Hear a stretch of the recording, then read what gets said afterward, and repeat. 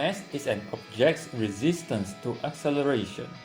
This concept is illustrated in Newton's first law of motion, where a moving object refuses to travel with different velocity without external force exerted on it. Similarly, an at-rest object will never move an inch without such force. Since there is no change in velocity, acceleration has been resisted and does not take place. Obviously, we need that external force to make this object move in the way we want. But how hard should we push to do so? By Newton's second law of motion, the force we want to achieve is the product of mass and the intended acceleration. But wait a minute, the Newton's laws of motion are developed under ideal conditions where the object can be expressed as point mass. What is point mass? Simply put, the object is a rigid body where forces acting on it will result in only linear movement without spending any of the exerted force to create deformation. However, ideal condition does not exist in real life. Take reinforced concrete as an example. The material itself is heterogeneous, where its mass varies with the location we inspect. This is because of the uneven distribution of constitutive material, namely steel, aggregate, and cement within the element to fulfill the structural design. Rigid body behavior is out of question. When force is exerted at one specific point, high stress develops at that point and localized deformation may occur.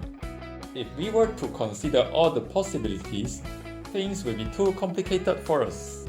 Instead, we make a series of assumptions to remove as much uncertainties as possible and simplify our problem.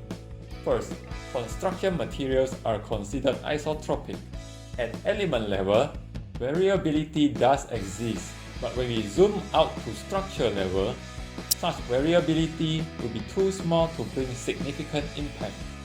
Next, imagine a simple concrete structure. When the structure is laterally loaded at the roof floor level, the frame is supposed to deflect along the direction of force.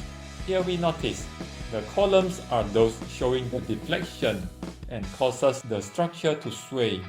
Floor elements, on the other hand, are too rigid to deform when the force is acting axially on them. Even if they do, the deformation will be insignificant compared to that for column. Therefore, we are safe to assume floor elements as rigid diaphragm.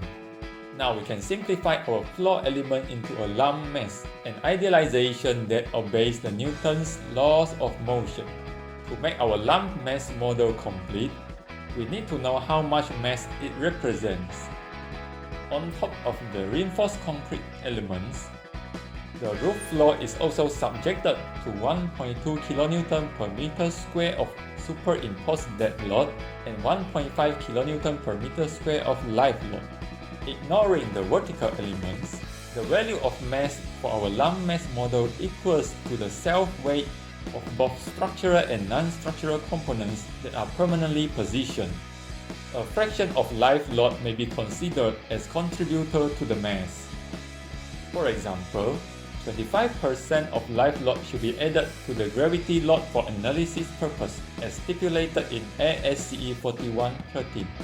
Following this practice, we get to calculate the value of mass represented by our lump mass. In structural dynamic analysis, this lump mass is also known as mass component for a dynamic system.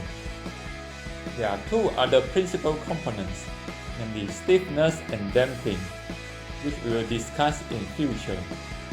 Thank you for watching. If you find this video helpful, please share it with your friends. We'll see you guys soon. Goodbye.